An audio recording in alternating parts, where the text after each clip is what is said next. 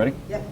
Organized crime has always been a tremendous part of drug trafficking in the United States, going back into the 30 with Legs Diamond and some of the Capone era gangsters, all the way up until the late 50s and 60s with Vito Genovese and Carmine Galante.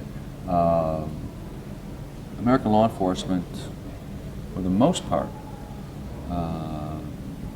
did not consider organized crime as a threat until about 1957, when in Opelika, New York, an enterprising New York State trooper ran across a meeting of all of the family heads of the United States. Subsequently, there was a hue and cry and eventually Senate hearings on organized crime in this country.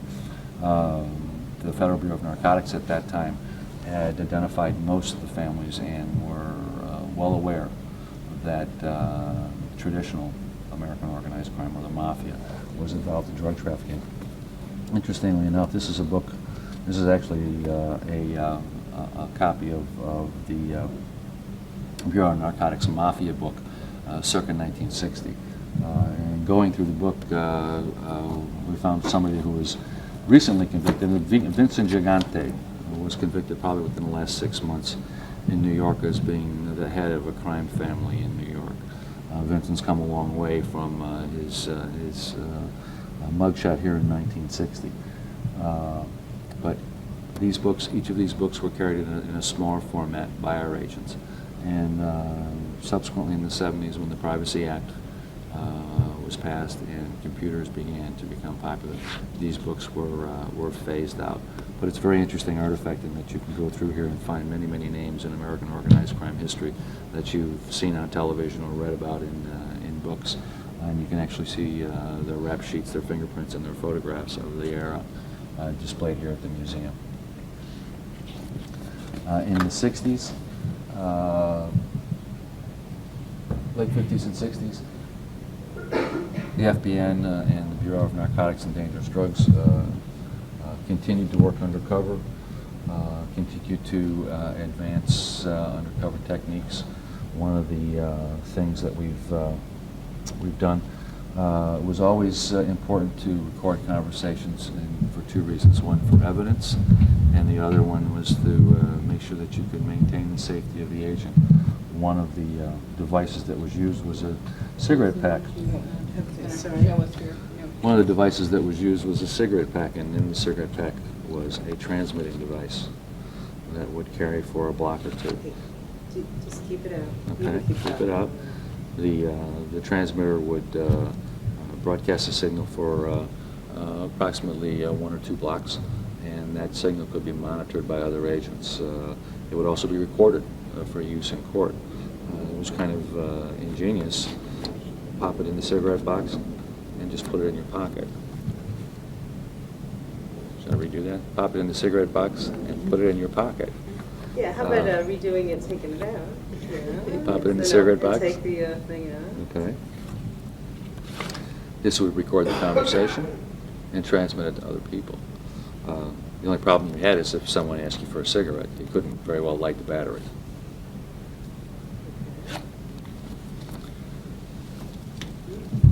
I think this particular era is interesting just because it's historical,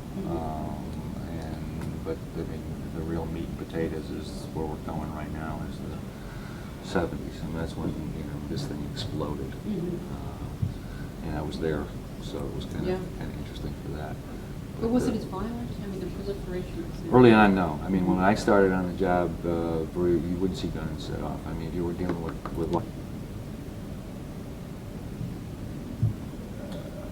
French Connection and the heroin that it supplied was immobilized and disrupted in the late 60s, early 70s.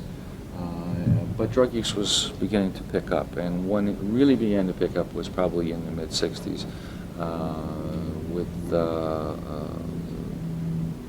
actually late 50s with the Beat generation, and subsequently into the 60s with what we call now hippies. The American middle class embraced drug use. It was glorified in movies. It was written up in Time magazine. Marijuana in particular was viewed as a counterculture as a statement. And we had people such as Timothy Leary advising everyone to turn on and tune out. What we saw was a tremendous increase in drug use, starting with marijuana, then to the psychedelics, heroin, methamphetamine, and heroin again began to proliferate. The big difference was that no longer were drugs confined to the margins of society, but they had been embraced totally by the middle class. By 1979, we had the largest number of casual drug users that this country had ever seen. About 26 million casual drug users. And by casual drug users, that was use at least once of any type of particular drug within the last week or so. That number right now is about 13 million. So we've come a long way. Let me go into those little boards. Go ahead. You know, by the 1960s, we had forgotten the lessons of early American history.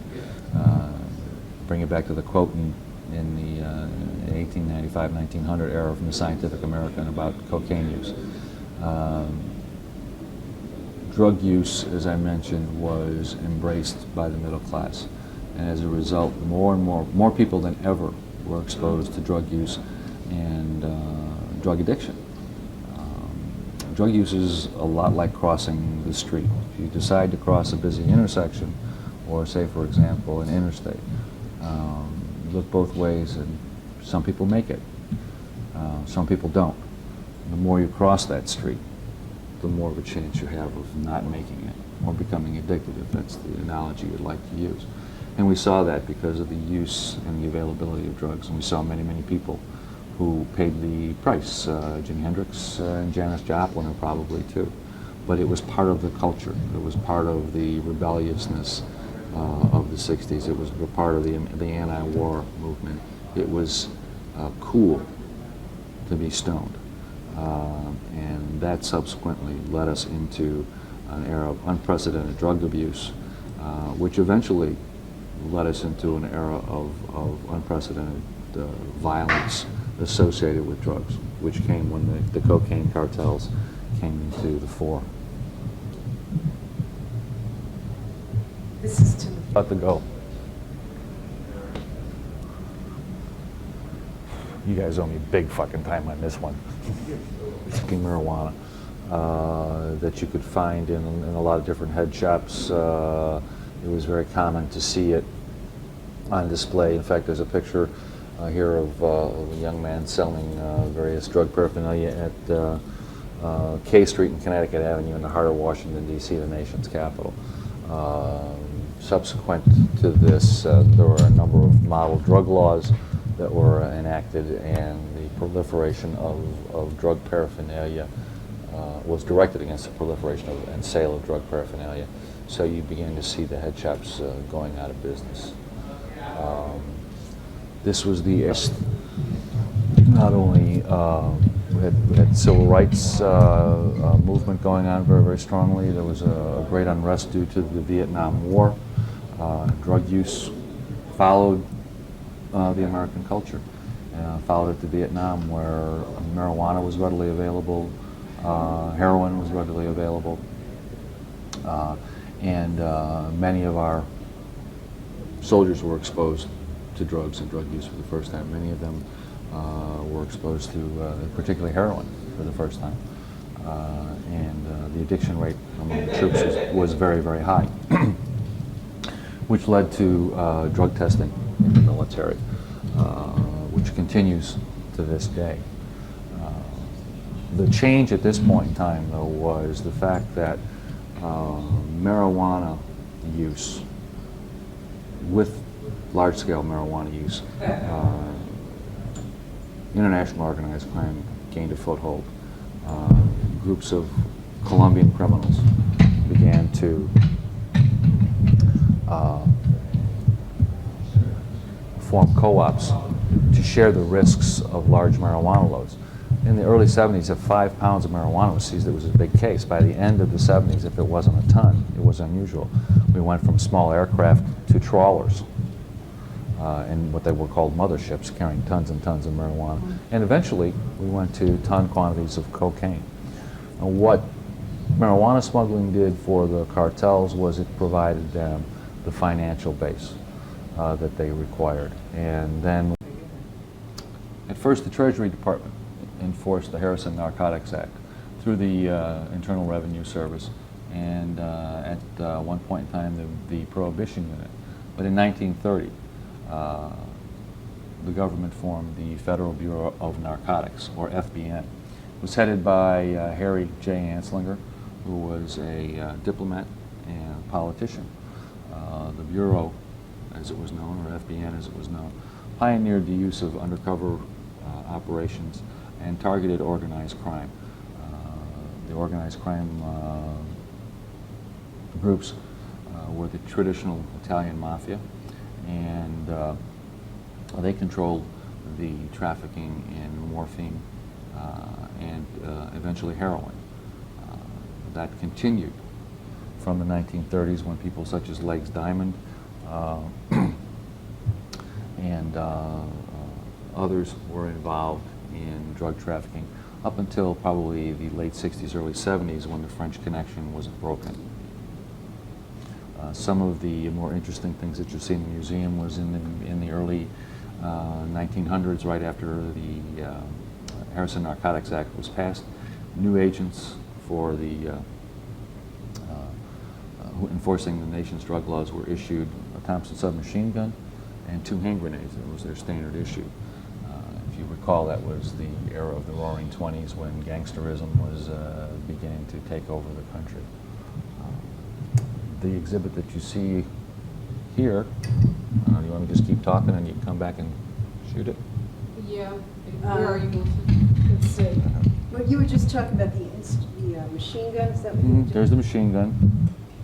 Here's a picture of Legs Diamond, gangster of the I guess I can come back and do Al this. Capone era. Yeah, let you just give us, I guess, the Yeah. highlights. Do you want the anecdote on this? Do that next. Go ahead and start talking. Some interesting objects in this case. What you see here are evidentiary items that were seized in Washington State in 1922. They include a tray with a homemade hypodermic syringe, a spoon for cooking heroin, a cold cream jar that contained smoking opium, and opium pipes. In the silver. You know, you can go over there and point. If you do that again and just point, because I'm not really sure what you're talking about. And Okay. it'd be easier for, okay, go ahead. The items in this exhibit are interesting in that they were seized as evidence in 1922. In the back there's a small tray. On it you will see a spoon used for cooking heroin. There's also a homemade hypodermic syringe.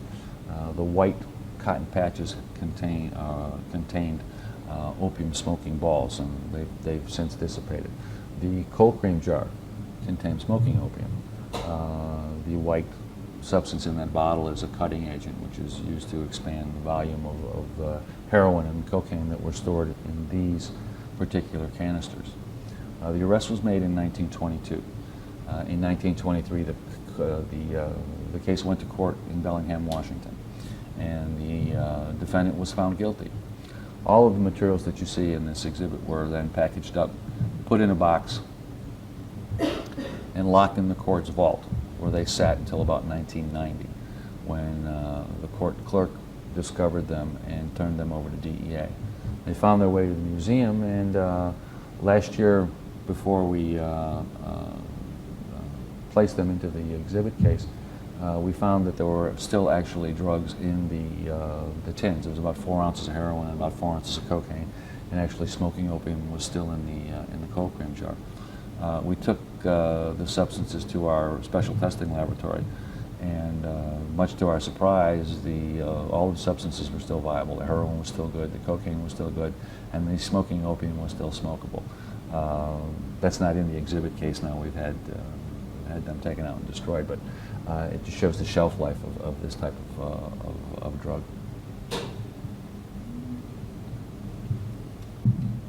I'm going to be taking pictures mostly. 40s were pretty much the heyday of the Federal Bureau of Narcotics. they initiated working undercover to a great degree against organized crime. We also began to work overseas in conjunction with other governments. Portrayed in this case are a pen register. And what a pen register is, it's a device that's hooked up to a telephone line, and when you make an outgoing call, it tells you what that telephone number was in that particular machine day and that time period. And also there are some credentials in the credential case of agents from the 30s and 40s. Drug addiction was greatly reduced until about right before World War II, where it was almost non-existent in this country as compared to what it had been 40 years before. The war, of course, tightened up supplies and the ability of people to smuggle illicit narcotics throughout the world. And by the end of World War II, drug use was almost a non-existent issue in our country in particular. That began to change in the 1950s. Organized crime got back into the heroin traffic in a big time. Drug use became very popular within the music world, especially the world of jazz. And music greats such as Charlie Parker became addicted. Many people who followed Charlie's brilliant career felt that if they used heroin, they could be as good as he was. Unfortunately, that was not the case, and many of those people and Charlie Parker met untimely deaths because of heroin or heroin abuse. There's some interesting material in a couple of different books about the era dealing with the Harlem jazz scene. In particular, Man-Child in the Promised Land. The author states that he left Harlem for a couple of years, and when he came back, everybody was addicted to heroin. Again, still at that time, though, drug use was still confined to a very small part of our society. It didn't explode until actually the 60s. But in the meantime, the Federal Bureau of Narcotics and eventually the Bureau of Narcotics and Dangerous Drugs continued to investigate the drug trafficking. Some of the things that you'll see here are actual French newspapers of laboratories that were seized during the French Connection. And there were also there's tools of the trade. One of the more interesting things is a copy of a letter that was intercepted. One of our undercover agents took that letter to France, used it as an introduction. It's over here. I've got it across in front of the camera. Okay, I'm still rolling.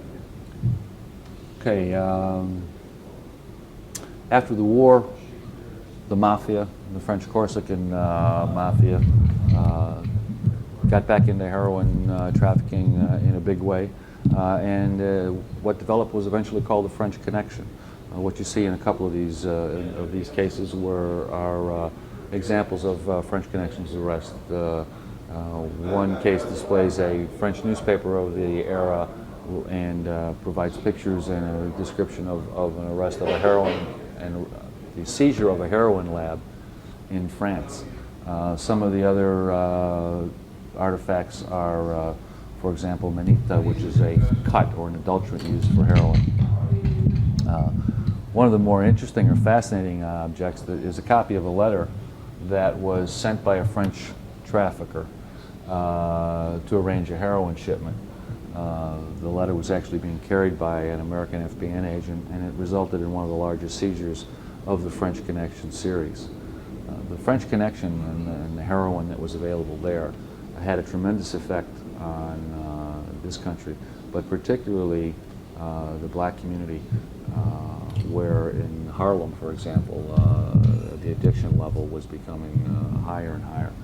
In the book Man-Child in the Promised Land, Claude Brown is quoted as saying that heroin had been the thing in Harlem for about 5 years, and I don't think anybody knew anyone who had kicked it, which is a horrible, horrible statement, but very true and very depicted the time.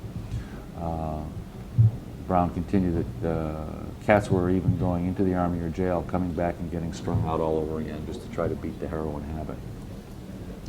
All of that heroin was being provided by the American Mafia in conjunction with the French Corsicans. And between 1968 and 1972, the Federal Bureau of Narcotics and Dangerous Drugs, the French police, and the New York City police worked any number of investigations, which ultimately disrupted the French connection and caused it to cease to exist. Give her 1 second to have newspaper headlines.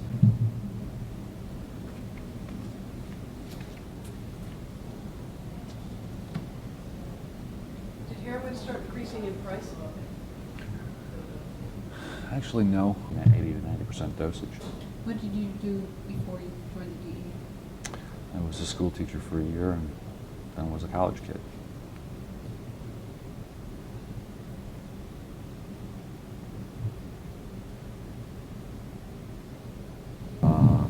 Those drug laws were enforced by the Food and Drug Administration under the Bureau of Drug Abuse Control, or BDAC.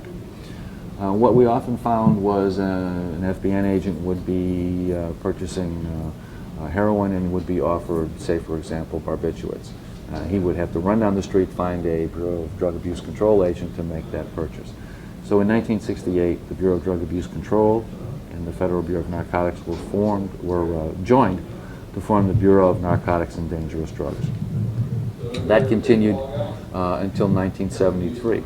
And in 1973, President Richard Nixon formed the Drug Enforcement Administration on July 1st, 1973. And his purpose in doing that was to focus the federal drug law enforcement effort in the area of narcotics control. Are we into this area now? This is this area right here. Transition down. Okay. Just take him out, chastise his movement. What's he saying now? As a motorcycle.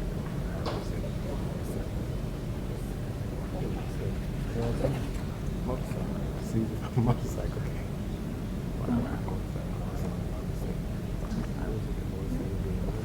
I disagree.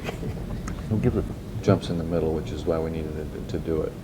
So where do you want to pick up? Okay, You want go to do ahead. here, or do you want He to? talked about this, but you've now shot it, or you're Yeah, I've shooting? already shot Okay, it. okay, that's fine. Okay. So in 1973, Nixon formed the Bureau, the Drug Enforcement Administration. The 70s and 80s will probably be remembered for the return of cocaine and the rise of the cartels, or the rise of organized crime. The cartels represent the most powerful, most sophisticated organized criminal groups that the world has ever seen. Their wealth was immeasurable.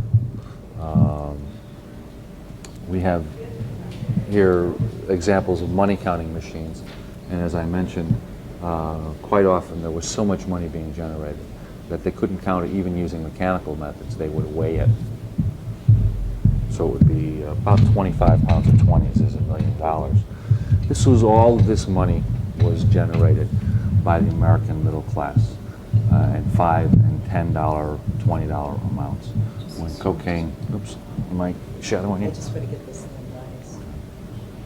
When cocaine was first introduced in the modern era, in the mid to late 70s, it was considered a rich man's drug. $100 a gram. Most people didn't have $100 to throw away. So it was considered, a rich man's drug. It was real hot. For thousands of years, people have recognized the medicinal powers of opium. Opium comes from the poppy, and it goes back. Its history goes back in recorded time far past the Egyptians and into early Chinese civilization. In the 1800s, the Chinese began smoking opium in a recreational format, usually mixed with tobacco. What eventually became a tremendous market was supplied by the British of opium grown in India. The market became so rich that wars were subsequently fought over opium. The mural behind me depicts one battle in one of the opium wars. Opium wars eventually required the Chinese to allow the importation of opium to their society, which resulted in a huge addiction problem throughout China. That problem subsequently came to the United States with the immigration of Chinese laborers who came to America to help build the railroads and run the gold rush in California. Okay, that was good, actually, it was perfect. Okay. You can start, he can start talking. Mhm. Go ahead, tell us about it. Opium use brought to this country by the Chinese immigrants in the 1850s was confined primarily to that immigrant group for about 20 years until it was picked up by the sporting classes, so-called sporting classes of the time, gamblers, pimps, and prostitutes. What we see here is a typical opium pipe of the time. It's very ornately decorated and was probably made in the era of about 1870, 1875. Opium smoking rapidly spread from about that time period until about the 1890s, when opium dens were very common from the West Coast all the way to New York. Parts of the Bowery opium dens, opium smoking dens, were lined up side by side. Okay, let's start from scratch. Tell us about this. Okay. In the 1850s, Chinese immigrants began to come to this country to work on the railroads and to work the gold rush in California. When they came, they brought opium smoking with them. The opium smoking habit was pretty much confined to that particular immigrant population for about 10 to 15 years, but then rapidly began to spread from the West Coast to the East Coast, primarily among what was called then as the sporting classes, gamblers, prostitutes, pimps, and those people on the margins of society. This is an example of an opium pipe. As you can see, it's very ornate, inlaid with metal, and displays various Chinese symbols. Other things in the museum that you will see dealing with the opium smoking are the tools that are required to prepare opium, actual packets of opium, and some other examples of opium pipes, and actually a smoking pillow. As was common with opium smoking, it's usually done laying on your side, and it brings about drowsy euphoria. In fact, the term hipster comes from the sore hip that smoking opium addicts usually encounter because of the time they spent laying on their sides.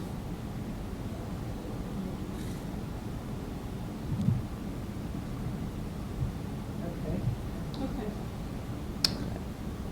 A byproduct of opium is morphine. Other products are laudanum and paregoric. These have great medicinal value, and although medicine was relatively primitive in the mid-1800s to early 1900s, the use of opiates, including morphine, gained rapid rise because they were tremendously effective. With the rise in the use of opiates was coupled the invention of the hypodermic syringe, which allowed doctors to provide tremendous pain relief to patients that was unavailable until that point in time. The Civil War introduced America to the use of morphine in conjunction with the hypodermic needle. In fact, between the Civil War and the Crimean War in Europe, morphine addiction as a result of treatment for battle wounds became known as the soldier's disease. Morphine and its byproducts were readily available in America. They were found in any number of products, including over-the-counter preparations, very commonly referred to now as snake oil. These products were advertised as being cures from everything from whooping cough to tuberculosis to the vapors. They were available to anyone who had the price and could be bought with little or no regulation. As a result, we found a tremendous problem with addiction in America's society. It was primarily confined to white middle-class women who were addicted as a result of medical treatment. What we also found was examples of patent medicine, such as Mrs. Winslow's soothing syrups, which you can see right here. Mrs. Winslow soothing syrup was an example of patent medicines that contained a very, very large dose of opium and alcohol, and it was used primarily to treat children for toothaches or the colic. Unfortunately, what it was also used for was to quiet children down, and very often children would be dosed in daycare, and then when their parents came home later that evening from working, they would also be given a dose. As a result, there were any number of deaths of children.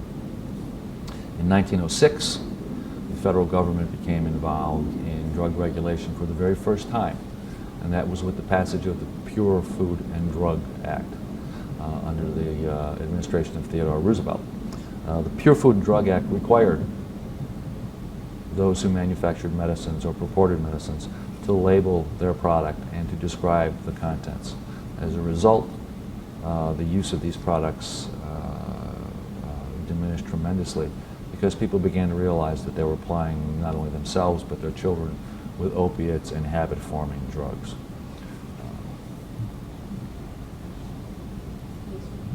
Yeah. How much are you able to go in? Because I'm thinking as well.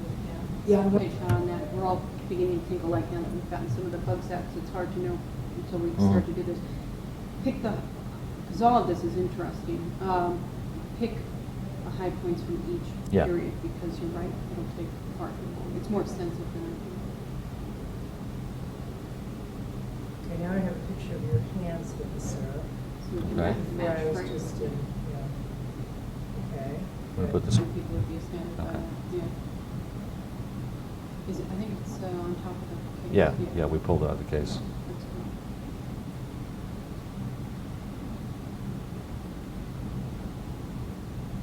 cool. And the segue would be while drugs are labeled, they're still not regulated, for example.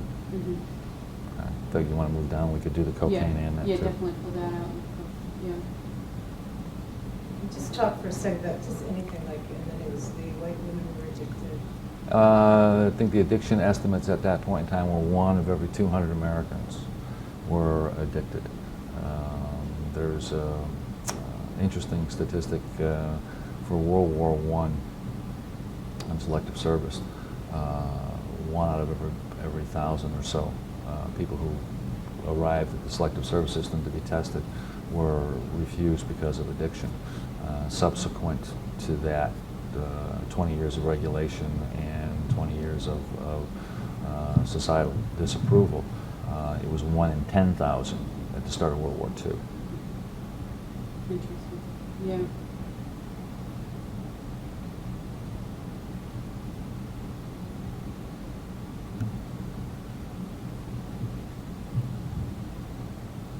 I think there.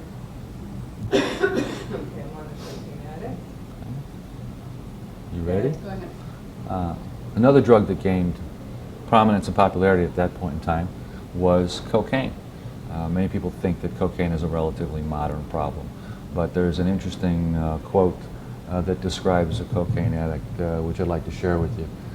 Cocaine habitués are utterly unreliable and disregard all personal appearance, going about unkempt, bedraggled, and forlorn. The cocaine habit is a swift road to destruction, and its growing prevalence is largely due to the greatly reduced price of cocaine. That could be a quote from any major newspaper in this country in the mid-'80s. In fact, there's a quote from the Scientific American dated May 4th, 1895. Cocaine could be bought over the counter, as could any other drugs. They were not controlled. They had to be labeled, but they weren't controlled. For example, this is a bottle containing tablets of heroin. Great stuff.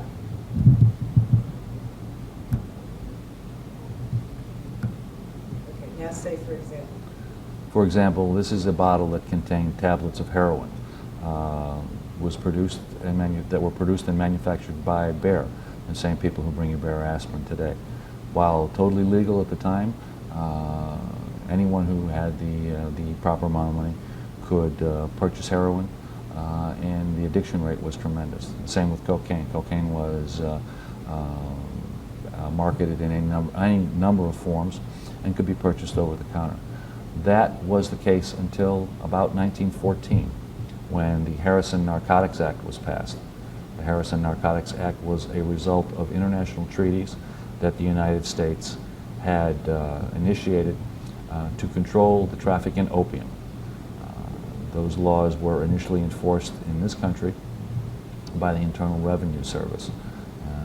The Miscellaneous Division of the Internal Revenue Service enforced the narcotic laws starting in 1914.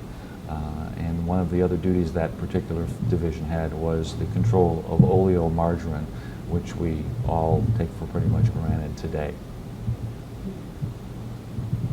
It's bad. Where are you most?